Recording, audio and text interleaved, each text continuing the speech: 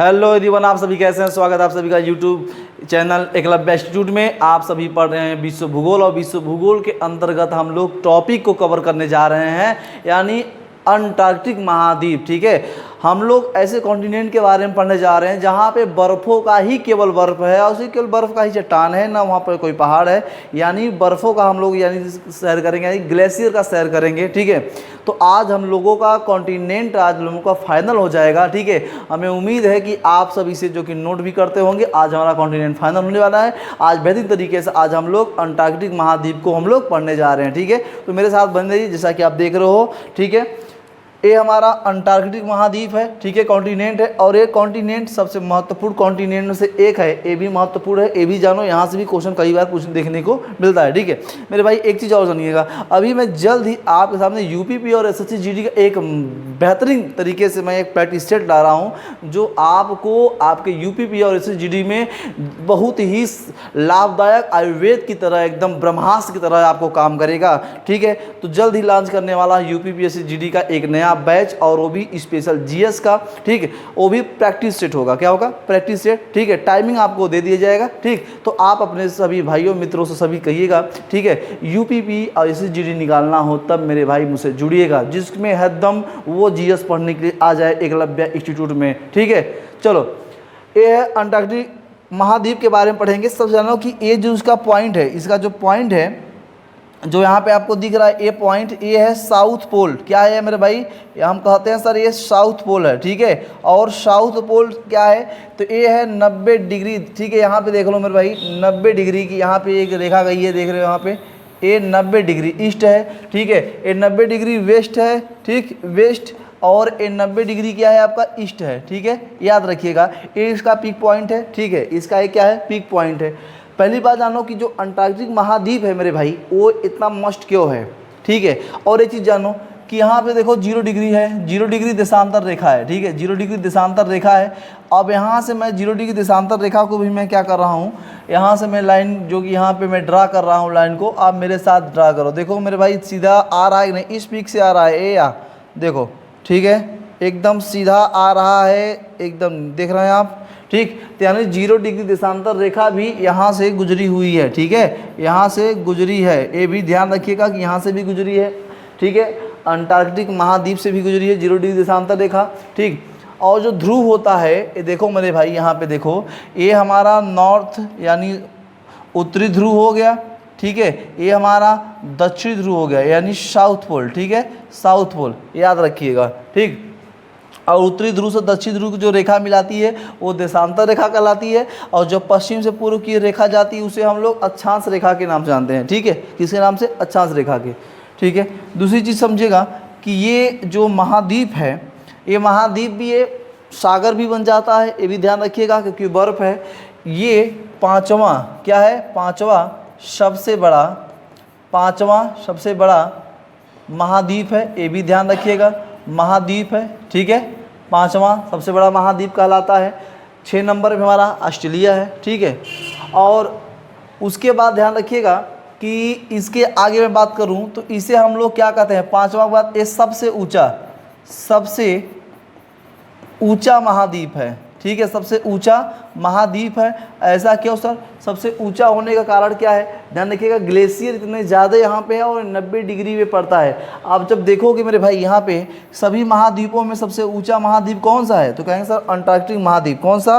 Antarctic महाद्वीप सबसे ऊँचा महाद्वीपों में से एक है। ठीक, दूसरी चीज़ समझिएगा कि इसकी खोज किसने किया था? सबसे जेम्स कुक का नाम सुने होंगे, जो ऑस्ट्रेलिया को 1770 में ऑस्ट्रेलिया खोज करने वाला जेम्स कुक ही थे। ठीक है, उन्होंने एक खोज किया था इनका। ठीक है, उसके बाद ध्यान रखिएगा कि ये क्या है? ये मेरे भाई ये बर्फ़ों का, यहाँ पे क्या है? यहाँ पे ग्लेशियर है। क्या है? यहाँ पे ग्लेशियर है।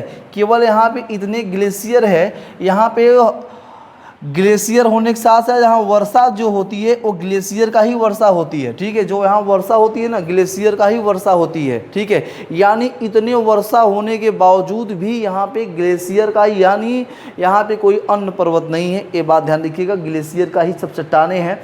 क्योंकि आप देखे होंगे कि अटलांटिक महासागर में जो आपका दुनिया का सबसे बड़ा टाइटैनिक जहाज़, वो जाकर बर्फ़ों ग्लेशियर में टकराया था, और ग्लेशियर में टकराने के बाद आज अटलांटिक महासागर के सरगसों जहाँ स्थान वहाँ पे जाकर क्या हो चुका है, दफन हो गया है। ठीक है, तो इसे हल्के मत लीजिए। ठीक, यहाँ पे और दूसरी भी समझिए कि यहाँ का सबसे ऊंचा, ठीक है, यहाँ का सबसे ऊंचा, ठीक है, सबसे ऊंचा पर्वत चोटी कौन सा है मेरे भाई?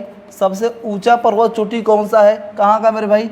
ए माउंट, ठीक है, यहाँ पे है। ठीक, यहाँ की जो सर्वोच्च चोटी है, बियंस नाम सुने हो गया, बियंस माउंट।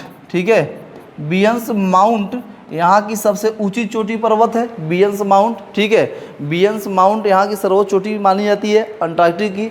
और उसके बाद विश्व का सबसे बड़ा मरुस्थल अगर कहा जाए मेरे भाई, कि विश्व का सबसे बड़ा मरुस्थल अगर कहाँ है, मरुस्थल, ठीक है, वो भी कैसा मरुस्थल मेरे भाई? वो भी मेरे भाई ठंडा मरुस्थल। किस कैसा? ठंडा मरुस्थल कौन सा है? तो हम कहेंगे सर अंटार्कटिक। क्या है? अंटार्कटिक। ठीक है, विश्व का सबसे बड़ा मरुस्थल यानी और विश्व का सबसे ठंडा मरुस्थल कहाँ है? तो मेरे भाई वो कहाँ है आपका? अंटार्कटिक। ठीक है, ऐसा क्यों? और उसके बाद सुनिएगा, इसे श्वेत महाद्वीप भी कहते हैं। क्या कहते हैं? श्वेत महाद्वीप। ठीक है, श्वेत महाद्वीप क्यों कहा जाता है? एक बात ध्यान रखिएगा, देखो जीवन में आप एक एक चीज़ को जो मैं बता रहा हूँ, मैं कहता हूँ अगर आपको जीएस में आगे बढ़ना है मेरे भाई, तो मैं एक एक चीज़ को टॉपिक कवर करा रहा हूँ, लाइन टू लाइन में करा रहा हूँ। आप मेरे साथ केवल बने रहो ना, एक दिन आपको पता नहीं चलेगा कि आपको कितना जीएस याद हो गया। आप क्वेश्चन जब आएगा ना, समझ ना मार दोगे। ठीक है, तो मैं भी प्रैक्टिस सेट भी ला रहा हूँ, प्रैक्टिस सेट के जरिए भी मैं आपको बहुत से क्वेश्चन करवाऊंगा। ठीक है, पहला प्रैक्टिस हमारा भारत के भूगोल से होगा। ठीक है, उसके बाद धीरे धीरे यूपीपीएससी जीडी की ओर हम लोग चलेंगे। ऐसे ही हम लोग बने रहेंगे और एक भी क्वेश्चन छूटने नहीं देंगे। ठीक, ध्यान रखिएगा। इसे श्वेत महाद्वीप क्यों कहते हैं मेरे भाई? क्योंकि यहाँ पे जो वर्षा होती है ना, जो यहाँ पे वर्षा होती है वो ग्लेशियर का वर्षा होती है, बर्फ़ों का वर्षा होती है, बर्फ़ का। इसीलिए इसे यहाँ पे हर जगह वाइट ही है, वाइट ग्लेशियर, इसे श्वेत महाद्वीप का नाम देते हैं। अच्छा, दूसरी बात देखिएगा कि यहाँ की जो शीत ऋतु होती है, शीत ऋतु, ठीक है, और उसके बाद ग्रीष्म की बात करूँ, कि ग्रीष्म ऋतु की बात करूँ मेरे भाई, कि ग्रीष्म ऋतु में इन शीत ऋतु और ग्रीष्म ऋतु में एक बदला हुआ महसूस होता है। बदला में समझिएगा, शीत ऋतु की ठंडी की बात करूं, ठंडी में तो क्या होगा, ये बर्फ पिघलेगा नहीं, लेकिन गर्मी के समय में बर्फ पिघलता है। तो यार अंटार्कटिक महाद्वीप का जो आकार है ना, आकार में क्या होता है? परिवर्तन होता है। ठीक है, इन मौसमों में ये परिवर्तन होता है, इसीलिए इसे हम लोग क्या कहते हैं? गतिशील महाद्वीप के नाम जानते हैं। किसके नाम से? हम कहेंगे सर गतिशील। ठीक है, गतिशील महाद्वीप के नाम से भी हम लोग इसे जानते हैं। ठीक है, गतिशील महाद्वीप के नाम जानते हैं क्योंकि ग्रीष्म ऋतु और शीत ऋतु में इसका आकार जो होता है ना, वो बदला हुआ रहता है। ठीक, कोई दिक्कत? ठीक है, उसके बाद यहाँ की अगर मैं बात करूँ कि अंटार्कटिक महाद्वीप की, तो यहाँ का सबसे सक्रिय ज्वालामुखी कौन सा है मेरे भाई? सक्रिय ज्वालामुखी अगर पूछ ले मेरे भाई कि सक्रिय ज्वालामुखी कौन सा है अंटार्कटिक महाद्वीप का, तो हम कहेंगे सर माउंट। ठीक है, माउंट, थोड़ा सा यहाँ पे रेज करा जाए, माउंट एरबुज। ठीक है, माउंट एरबुज। ठीक है, माउंट एरबुज याद रखिएगा कि माउंट एरबुज यहाँ की क्या है? यहाँ की सक्रिय ज्वालामुखी मानी जाती है। ठीक है, दूसरी चीज़ समझिएगा, यहाँ पे एक रास द्वीप है। ठीक है, रास द्वीप है, और रास द्वीप पर एक है माउंट, ठीक है, माउंट एरेबस। ठीक है, माउंट एरेबस, ये भी एक सक्रिय ज्वालामुखी मानी जाती है। क्या मानी जाती है? सक्रिय, ये भी सक्रिय ज्वालामुखी मानी जाती है, ये भी याद रखिएगा। ठीक है, यहाँ की रास द्वीप पर जो कि माउंट एरेबस है, ये भी एक सक्रिय ज्वालामुखी के रूप में मानी जाती है। कोई दिक्कत नहीं ना मेरे भाई?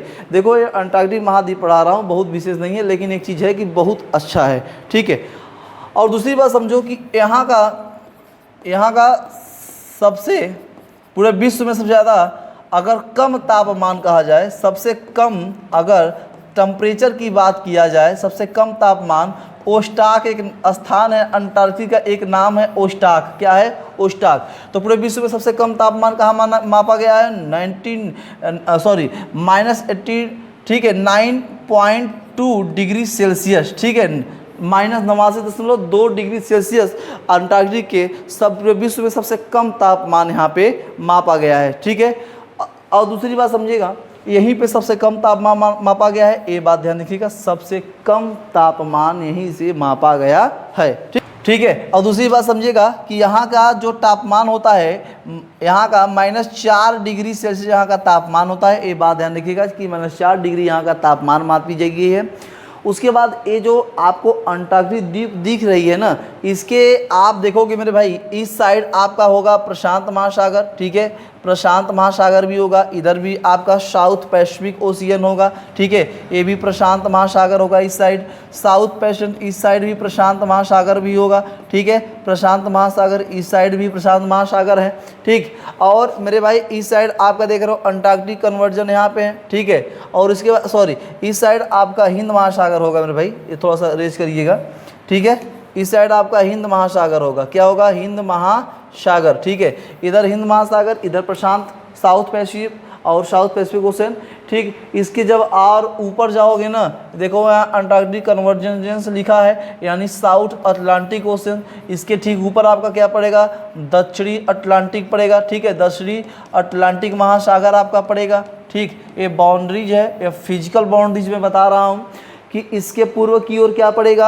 आपका हिंद महासागर, पश्चिम में क्या पड़ेगा प्रशांत पैसिफिक, ठीक है, और नीचे क्या पड़ेगा वो भी, ठीक है, और ऊपर क्या पड़ेगा अटलांटिक, ठीक है, दक्षिण अटलांटिक। ये बाउंड्रीज हो गई, इसकी क्या हो गई, ये बाउंड्रीज है, किसकी बाउंड्रीज है, ये हमारे अंटार्कटिक की ये बाउंड्रीज हो गई, ठीक है। बहुत बड़ा टॉपिक नहीं है, लेकिन कुछ विशेष था, समझाने के लायक था, यहाँ से जो क्वेश्चन बनते हैं वो भी समझने था।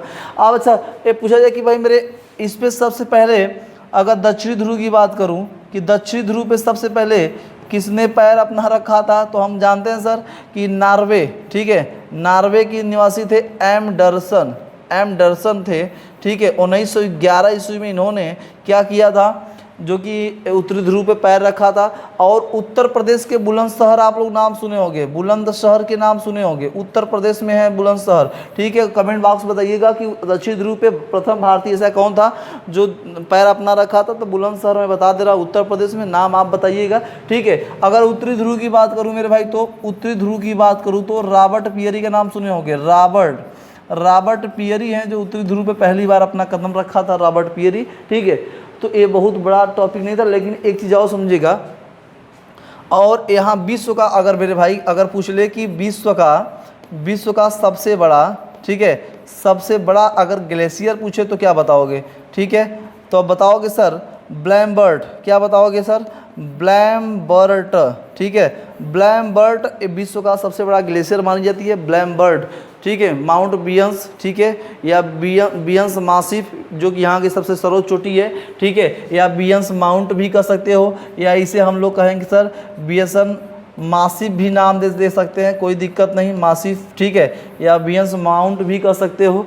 तो यहाँ की जो सर्वोच्च चोटी है वो बियंस मासिफ, बियंस माउंटेन, या और उसके बाद हमने बताया कि जो यहाँ विश्व का सबसे बड़ा ग्लेशियर है ब्लैमबर्ट है, याद रखिएगा, ठीक है। अच्छा यहाँ पे कौन सी पक्षी पाई जाती है, तो आप कहोगे सर एमू नाम सुने होगे, जो उड़ नहीं सकते लेकिन चलते हैं अच्छे से, ठीक है। तो आप जानते हो ग्लेशियर से कितना नुकसान है, कितना अलग, तो भाई आप जानते हो जितनी भी हमें लगता है भारत की नदियाँ जो हैं, ठीक है, भारत की नदियाँ चाहे विश्व की नदियाँ जो भी हो, ठीक है, लगभग भारत में तो आप देखो ग्लेशियर से ही निकलता है, अधिकतर नदियाँ ग्लेशियर से, तो विश्व में भी अधिकतर नदियाँ आपको ग्लेशियर से ही देखने को मिलता है। तो ग्लेशियर होने से भी हमें लाभ भी है और फ़ायदा भी नहीं है बात ध्यान के, क्योंकि अगर देखो ग्लोबल वार्मिंग बढ़ता है ना, ग्लोबल वार्मिंग जब बढ़ेगा तो ग्लेशियर पिघलेगा, और जब ग्लेशियर पिघलेगा तो हमें क्या होगी, यहाँ पे तापमान बढ़ेगा, जब तापमान बढ़े तो ग्लेशियर पिघलेगा और उससे हमारे क्या होगा, बाढ़ आएगा, नुकसान होगा, ठीक है। तो हमें जल की हानि होती है, उससे क्या होती है, जल की हानि होती है। ग्लेशियर बड़े बड़े ग्लेशियर धरातल पर गिरेंगे, उससे भूकंप अर्थक्वेक आने की संभावना हो जाती है, ठीक है, धरती कमज़ोर हो जाएगी तो आपका ज्वालामुखी आने की संभावना हो जाती है, ठीक है। तो ये बात ध्यान रखिएगा। इतनी बातें आपको समझ में आई। अब देखो, अब इतनी बात आप जब आप समझ में आ गया होगा तो हमें उम्मीद है कि कुछ बातें आपको दिमाग में भी धंस गया होगा, ठीक है। तो अब बात करेंगे हम कि उत्तरी ध्रुव और दक्षिणी ध्रुव पे जो रात दिन का जो डिफरेंट है, रात दिन का जो मामला है, उसको मैं समझाने की कोशिश करूँ, उसको सुलझाने का कोशिश करूँगा कि कैसे रात दिन का मामला हम लोग सुलझाएंगे, ठीक है, जो कि परीक्षा में कई बार देखने को मिला है। आप लोग प्रैक्टिस सेट करते होंगे तो आपको भी कई बार और चकराया भी होगा, ठीक है। तो आज हम आपको प्रैक्टिकल तरीके से मैं आपको दिखाना चाहता हूँ कि देखिए कैसे रात दिन का different north pole and south pole में होता है, क्या होती है, ठीक है, कैसी प्रक्रियाएं होती हैं। देखो आगे की ओर देखा जाए ब्रदर, ये हमारा 0 डिग्री है, ये हमारा 0 डिग्री, ठीक है, भूमध्य रेखा, ठीक है, सॉरी ये हमारा 90 डिग्री है, क्या है 90 डिग्री है, ठीक है। 90 डिग्री की जब मैं बात करूँ मेरे भाई, तो एक चीज़ बात ध्यान समझना कि जैसे मानो मैं इसको चीज़ को रेज करता हूँ, ठीक है, इस चीज़ को जब मैं रेज करता हूँ तो आगे की ओर मैं आपको बताना चाहता हूँ कि जब मैं गोलार्ध में बात करूँगा, एक ग्लोब पर बात करूँगा, तो ग्लोब पर कैसे बात किया जाएगा और कैसे बताया जाएगा वो हम आपको सरल तरीके से बताने की कोशिश कर रहा हूँ, ठीक है। देखिएगा थोड़ा सा, ठीक। तो देखो भाई, ठीक, ये मान लो आपका क्या हो ग्लोब, ठीक है, ये आपका ग्लोब हो गया, ठीक। और ग्लोब की जब मैं बात करूं तो ये आपका जब ग्लोब हो गया तो ये आपका क्या कहलाएगा, नॉर्थ पोल। क्या कहलाएगा मेरे भाई, नॉर्थ पोल कहलाएगी। और ये आपका क्या कहलाएगी, साउथ पोल। क्या कहलाएगी, साउथ पोल कहलाएगी, ठीक है। और ये पृथ्वी के दो बराबर भागों में एक रेखा काटती है, बराबर भागों में बांटती है, 0 डिग्री भूमध्य रेखा। भू यानी पृथ्वी, मध्य यानी पृथ्वी के मध्य क्या रेखा खींची गई है, ठीक है, भूमध्य रेखा, ठीक है। तो यहाँ पे जानते हो मेरे भाई कि 21 मार्च का समय है। 21 मार्च को जो सूर्य होता है, जो यहाँ पे मैं सूर्य बना दे रहा हूँ, ठीक है, सूर्य बना दे रहा हूँ, देखिएगा, ठीक है, थोड़ा सा सूर्य को मैं चमक धमक वाला, ठीक है। 21 मार्च का समय है और इसका प्रकाश सीधा किस पे पड़ता है, इसका सीधा प्रकाश भूमध्य रेखा पड़ता है, ठीक है, इसका सीधा प्रकाश भूमध्य रेखा पड़ता है। तो यहाँ का टेम्परेचर जो होगा मेरे भाई, यहाँ की जो टेम्परेचर होगा तो वो कैसा होगा सर, यहाँ का टेम्परेचर हाई होगी, ठीक है, टेम्परेचर यहाँ की हाई होगी। फिर आप जब सूर्य उत्तरायण की ओर प्रारंभ करेगा तो सूर्य इधर की ओर प्रारंभ करेगा, धीरे धीरे जाएगा, फिर ऊपर की ओर जाएगा मेरे भाई यहाँ पे। तो यहाँ होगा आपका 21 जून, ठीक है, 2-1-3, ठीक है, 2-1-3, 21 मार्च, जनवरी फरवरी मार्च, फिर 3 महीने आगे जाओ, 2-1-3 यानी जनवरी फरवरी मार्च जून, ठीक है, मार्च अप्रैल मई जून, ठीक है। 21 जून की बात करूँगा, 21 जून ये है 23.5 डिग्री रेखा, जिसे हम लोग कहते हैं कर्क रेखा। क्या कहते हैं दोस्त, कर्क रेखा। तो सूर्य इस समय सूर्य यहाँ पे आएगा, ठीक है, जब सूर्य यहाँ पे आ जाएगा मेरे भाई तो होगा, जब सूर्य यहाँ पाएगा, ठीक, मैं सूर्य देखो मैं बना दे रहा हूँ, ठीक है, ये सूर्य है, ठीक, ये सूर्य, इनका प्रकाश इस पे डायरेक्ट पड़ेगा, इसका लंबवत प्रकाश पड़ेगा।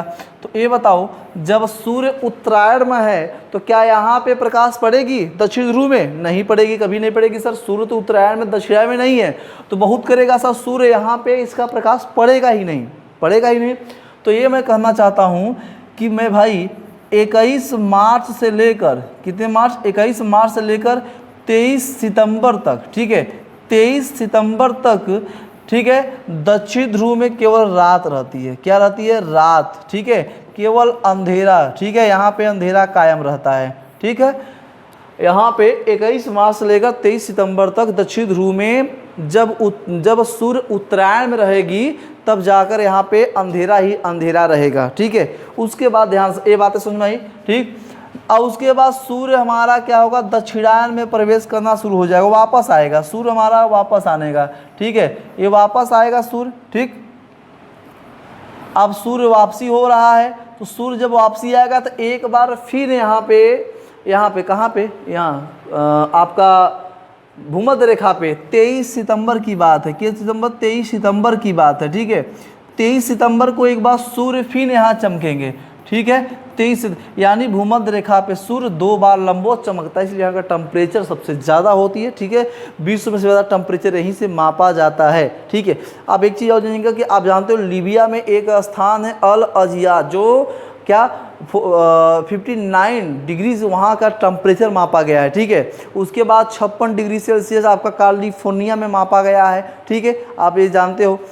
आप देखिएगा 23 सितंबर के, अब जब सूर्य यहाँ है तब सूर्य दक्षिणायन के ऊपर प्रवेश करेगा। जब सूर्य यहाँ आ गया मेरे भाई, अब जब यहाँ आएगा तो नीचे पड़ेगा आपका यहाँ पे 23.5 डिग्री, ठीक है, 23.5 डिग्री, जिसे हम लोग कहते हैं मकर रेखा। क्या कहते हैं, मकर रेखा। यहाँ पे होगा 22 दिसंबर का समय, कौन सा, 22 दिसंबर का समय होगा। और 22 दिसंबर के समय में सूर्य एकदम यहाँ पे, ये जो सूर्य है मेरे भाई, ठीक है, सूर्य यहाँ पे जो है लंबवत चमकेगा, ठीक है, यहाँ पे क्या होगा, लंबवत चमकेगा। तो ये हमको बताओ कि जब सूर्य यहाँ चमकेगा तो क्या सूर्य उत्तरी ध्रुव पे चमकेगा, नहीं चमकेगा, क्योंकि सूर्य दक्षिणायन में है। तो मेरे भाई तब दक्षिणायन में, तो बात ध्यान रखिएगा कि यहाँ पे जब सूर्य आ गया तो यहाँ पे पूरा, यहाँ पे दिन ही दिन होगा, यहाँ पे रात रात हो जाएगा। जब सूर्य यहाँ होगा तो यहाँ रात होगी, जब सूर्य यहाँ होगा तो उत्तरी में आपका रात होगी, ठीक है। तो बड़ा ध्यान समझो। तो अब यहाँ पे है कि 24 सितंबर से लेकर, ठीक है, सितंबर से लेकर 24 सितंबर से 24 सितंबर से लेकर आपका 21 सितंबर तक, ठीक है, सॉरी 21 मार्च तक, 21 मार्च तक आप दक्षिण ध्रुव में केवल दिन रहेगा। क्या रहेगा? दिन। यानी मेरे भाई 6 माह का दिन होगा, ठीक है, 6 माह का दिन होगा और 6 माह का यहाँ पे रात होगी, ठीक है, 6 माह का दिन और 6 माह का ये रात होती है यहाँ पे, ठीक। दक्षिण ध्रुव और उत्तरी ध्रुव यानी north pole and south pole पे 6 माह का दिन और 6 माह का रात होती है। तो ये बातें आपको क्या समझ में आई? हमें उम्मीद है कि ये बातें आपको समझ में आ गई है, ठीक है। रात दिन होने का कारण और कब से कब रात होती है दक्षिण ध्रुव में, ये बात आपको समझ में आ गई है, ठीक है। तो ये था अंटार्कटिक महाद्वीप के बारे में कुछ विशेष टर्म्स थे इसके, जो परीक्षा में बहुत बार पूछे भी गए हैं। तो दोस्त ऐसे ही आगामी हम बने रहेंगे। आगामी हम जो टॉपिक लेके आ रहे हैं वो होगा विश्व के सभी जो प्रमुख सीमाएं हैं देशों के बीच में, उनके बारे में हम लोग चर्चा करेंगे, मैप पे करेंगे। तो आज के लिए बस इतना ही, धन्यवाद।